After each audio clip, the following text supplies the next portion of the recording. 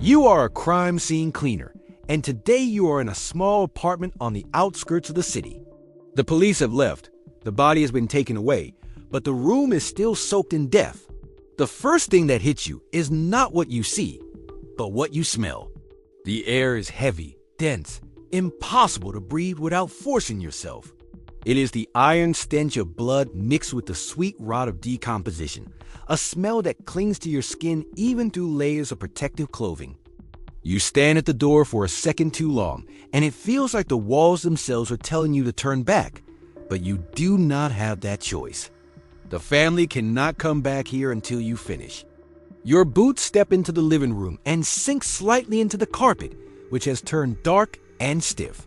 Every mark on the floor tells the story of what happened here, even though you try not to picture it. The couch is splattered, the walls are streaked, and in the center of the room there is a dark pool that has dried into the fibers of the fabric below. This is not television. There are no detectives pacing in the background, no dramatic soundtrack, no fade to black once the body is gone. It is you, your tools, and what is left behind when violence has already taken its toll. The work does not allow you to stand still. The longer you hesitate, the more the smell becomes unbearable, so you begin. Plastic sheets, bleach, industrial cleaners, protective gloves so thick you can barely grip the tools, yet somehow never thick enough. You crouch down, scraping at dried matter that will not move easily, and the noise of metal against wood makes your teeth ache. The silence of the apartment is crushing, broken only by the sound of your own movements. Every corner reveals something new. Droplets on the blinds, stains hidden beneath the table leg, reminders that life ended violently here. There is no one to guide you through this. No supervisor at your shoulder, no counselor waiting outside to help you unload what you see. The job assumes you will absorb it, that you will return tomorrow to another scene, and another after that, until you stop flinching at what you find. But right now, as you kneel on the floor and the smell rises through your mask, the only reality is that you are cleaning a place where someone died in fear and pain. The apartment feels smaller with every passing minute, as if the walls are closing in, as if the air itself is accusing you of being too late. What you feel in these first hours is a truth most people never confront. Death is not abstract here. It is not clean, and it is not cinematic. It leaves behind a weight that someone has to carry, and today, that someone is you. People think your job is wiping down a surface, maybe spraying disinfectant, leaving the place looking fresh and new. What they do not understand is that death seeps into everything it touches. It seeps into fabric, wood, concrete, and it is your task to dig it out, inch by inch. You kneel in front of a mattress, and the stain is not just on top, it is spread deep inside the foam. There is no saving it. You drag it out of the room, careful not to let fluids drip on the floor again, and it hits you that every object you touch is a reminder of someone's final moments. Nothing here feels like furniture anymore. Everything is contaminated, and everything is heavy. You wear a full protective suit that sticks to your skin with sweat. The mask tight on your face filters the air, but the smell breaks through anyway. It always does. You can never really block it out, and that smell will follow you for hours after the job is over, creeping into your clothes, your car, even your food. You scrape blood off the floorboards, and the wood bends slightly under your pressure. The stain has soaked too deep. That means pulling up the planks, replacing sections of flooring, turning a living room into a construction site. You try to stay mechanical, focusing only on the steps. Cut, lift, bag, disinfect. But your brain does not cooperate. It fills in the gaps, imagining how the blood splashed there, why the walls are marked so high, why the ceiling has spots the size of your hand. Every object you clean tells a story you do not want to read. A blanket stiff with dried fluids. A photo frame on the shelf, spattered in tiny droplets. Kitchen tiles where larvae crawl in the grout. You disinfect them once, then again, never sure if you have killed everything. You know bacteria, mold, and pathogens are invisible enemies, and if you miss even one corner, the family who comes back will face more than grief. You try to see through the surface, scanning every centimeter, because death hides in places you would not think to look. Under the baseboard, behind a wall socket, inside the hinges of a door. Sometimes you have to destroy more than you save. Sofas, curtains, chairs, entire sections of drywall. You break them down, bag them in red biohazard containers, and carry them out knowing they will never return. You become less of a cleaner and more of a dismantler, reducing someone's home to rubble piece by piece. And yet, when you leave, nobody notices the hours of ripping and scrubbing it took. They only see an empty space and assume it was cleaned. They do not see the buckets of bleach water turn black, the blades dulled from scraping, the gloves torn open by nails and splinters. By the time you are done, the room does not look like itself anymore. It looks sanitized, neutral, stripped of identity, but you know what is beneath it. You know what was soaked into the floorboards, what was burned out of the carpet, what still lingers even after you walk away. And you carry that knowledge with you, because the truth is simple. You never erase death. You only bury its evidence under layers of chemicals and reconstruction, hoping it is enough for the living to step back inside. The stretcher has rolled out, the police tape has been taken down, and still you cannot step into the room without feeling the presence of the one who died. The outline is written in stains on the floor, the color burned into the wood or carpet, and every time your eyes rest on it, your mind fills in the missing shape. You imagine where the head was, where the arms fell, how long they lay there before someone noticed.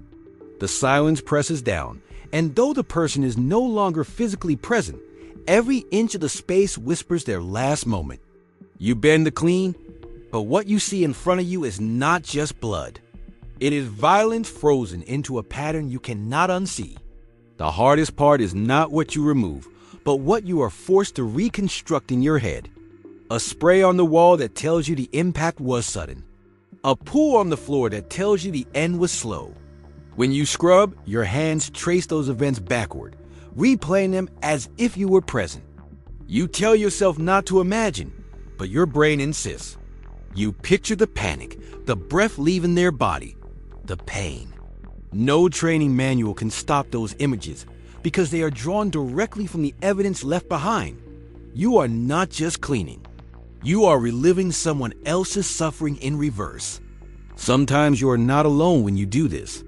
Families stand in the doorway or sit in another room, waiting to reclaim their home.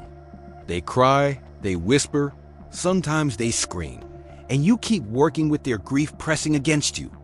You carry out a blood-soaked piece of carpet while a mother clutches her chest in the hallway. You dismantle a bed frame while children sob into each other's shoulders. You never know what to say. You cannot say it will be all right, because you know it will not. You cannot offer comfort, because you are a stranger in their tragedy. The only thing you can do is keep working, knowing that your every movement forces them to confront what has happened. And then there are the days when the weight is too much, when cleaners themselves break. You hear about it in the small circles of this profession, whispers of colleagues who lasted only a few months before the nightmares drove them away. Some tried to numb it with alcohol, some simply walked out mid-shift and never came back. One man in Chicago lasted less than half a year before the sound of his own children crying at night brought him back to every grieving family he had worked beside. A woman in Phoenix quit after 3 months, unable to enter her own kitchen without seeing the stain she had once scrubbed from other people's tiles. These stories linger among you, unspoken warnings that no one escapes untouched. You keep your mask tight and your hands moving, but you know the body is still here. It will always be here, not in flesh but in memory, etched into the lines of the room and into your mind. And every time you close your eyes afterward, you wonder how many more of these ghosts you can carry before you join those who could not go on. There are scenes that break past the limits of what this job should demand, cases so extreme that even seasoned cleaners struggle to speak of them. One of the most infamous examples is Jonestown in Guyana, 1978. More than 900 people died in a mass murder orchestrated by cult leader Jim Jones. When authorities finally entered the settlement, The tropical heat had already begun to accelerate decomposition. Bodies were piled in rows, stacked on each other in the open sun, releasing gases and fluids that soaked the ground. Soldiers and volunteers were overwhelmed, and once the removal of bodies was complete, teams of cleaners and recovery workers had to continue under unbearable conditions, dealing with the stench that clung to every building and piece of earth. The world saw photographs of the aftermath, but few understood that even after the cameras left, someone had to remain behind and try to return the site to something resembling order. Nearly 30 years later, in 2007, the suburb of Washington Township, Michigan, was shaken by the disappearance of Tara Grant. Her husband, Stephen Grant, confessed to strangling and dismembering her body, scattering remains in bags across their property and hiding others in the family garage.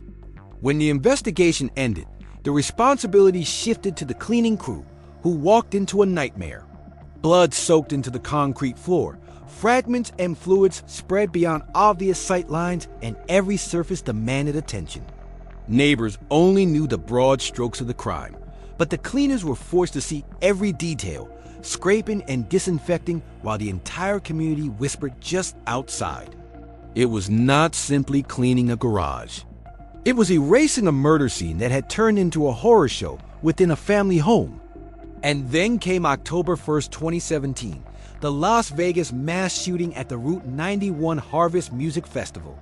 58 people were killed and hundreds injured when a gunman fired from the 32nd floor of the Mandalay Bay Hotel. The crime scene stretched across multiple environments. The open festival grounds, where victims collapsed in rows, and the hotel rooms above, where bullets and blood marked the walls and carpets. The victims were removed, but what was left behind required days of work by trauma cleaners. Dozens of rooms were stained, mattresses destroyed, furniture ruined. Blood pooled in carpets that had to be ripped up, while other sections demanded removal of drywall and fixtures. The world mourned publicly, but cleaners labored quietly behind sealed doors, methodically packing and discarding reminders of a night that changed countless lives. These are not isolated examples. When the investigators close their files, when the news cameras turn away, someone still has to stay behind. Cleaners are the ones who finish what no one else wants to face, working in silence long after the drama has ended. They scrape floors, drag ruined furniture into the street, bag remnants that once were human, and keep going until nothing remains. Their work ensures that families do not return to spaces that scream of death, but the price is that they must walk deeper into those spaces than anyone else ever will.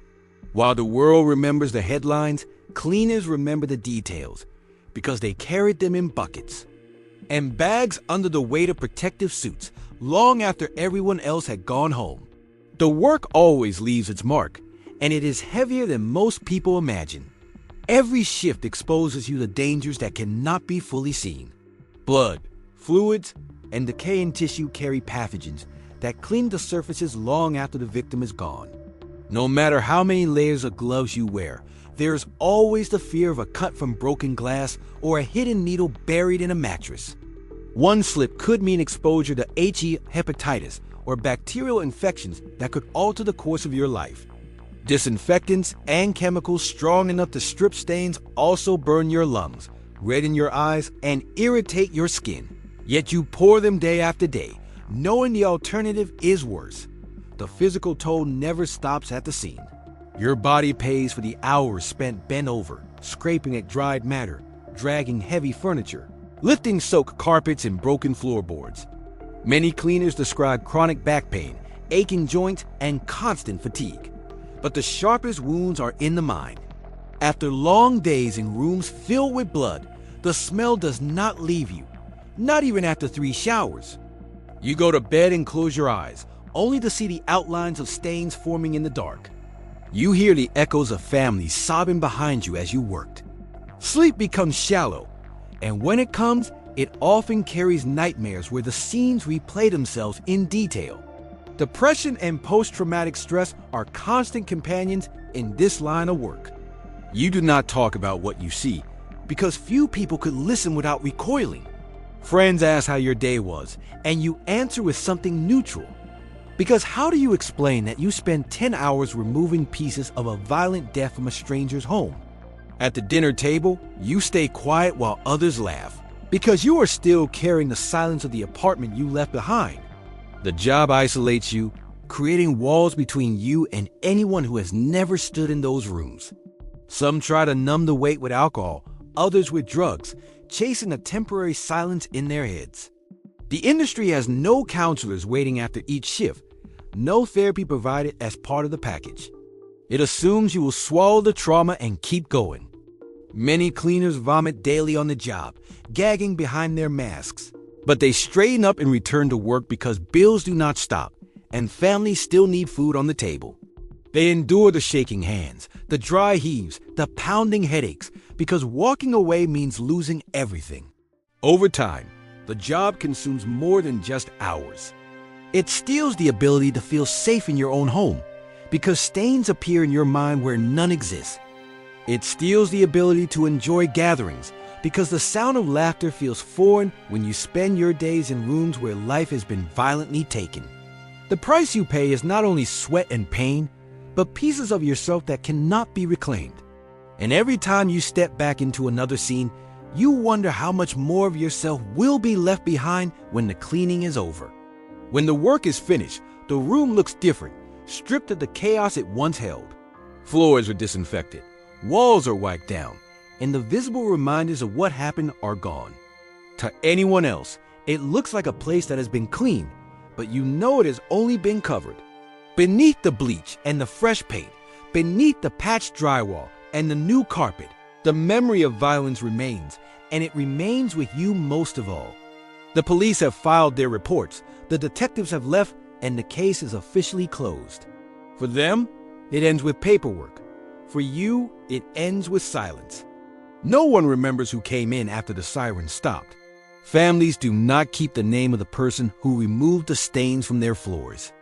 Reporters never write about the crew who dismantled the furniture and dragged the bags of contaminated debris away.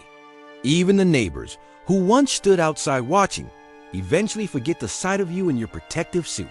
You vanish from their story, erased as if you were never part of it. Yet you know you were there, and you carry the weight of that knowledge into every other place you go. The silence follows you home. It lingers in the way you sit in your car without turning the key, in the way you pause before stepping through your own door, trying to shake off the air of the rooms you just left. Sometimes you succeed, but often you do not. You eat dinner with your family and wonder if the stain has finally left your skin, or if it is still there, invisible, refusing to be washed away. The emptiness of the work is not just that no one thanks you, but that no one even wants to imagine what you have done. They want the scene to disappear, and in their minds it does, but in yours, it never does. The hardest part is knowing there will always be another call. Tomorrow, another apartment, another motel room, another house in a quiet neighborhood that hides a violent end. You tell yourself you will treat it like a job, step into the room, scrape, scrub, bleach, and bag what is left. But each time you lose a little more of yourself. The deaths are not yours, yet they live inside you. You replay them in your sleep, carry them into your mornings, and find them in the corners of rooms that should feel safe. There is no recognition for what you endure. The cycle repeats until your body breaks down from exhaustion, or your mind refuses to step back into another scene. That is the truth of this work. Living as a crime scene cleaner means carrying the weight of countless deaths that never belonged to you, but have become yours all the same. In the end, it is not the blood, the stains, or the smell that destroy you. It is the silence and the void that remain, filling you until there is no space left for anything else.